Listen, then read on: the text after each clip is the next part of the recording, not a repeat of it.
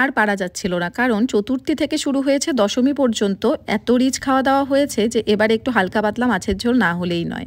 তাই প্রথমে লম্বা করে কেটে নিয়েছি দুটো আলু, তারপর নুন জলে একটু সেদ্ধ করে নিয়েছি।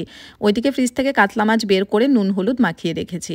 মাছটা টাটকাই ছিল, একদিন আগে আনা হয়েছিল, কিন্তু রান্না হয়নি। তারপর কড়াইতে সর্ষের তেল গরম করে মাছগুলোকে একটু ভেজে তুলে রেখে দেব। তারপর ওই তেলের মধ্যে গোটা জিরে আর শুকনো লঙ্কা ফোড়ন দিয়ে আগে থেকে সেদ্ধ করে রাখা আলু, টমেটো, চেরা কাঁচা লঙ্কা, নুন, হলুদ, লঙ্কার গুঁড়ো আর জিরের গুঁড়ো দিয়ে খুব ভালোভাবে সব কিছু একসঙ্গে কষিয়ে নিতে হবে।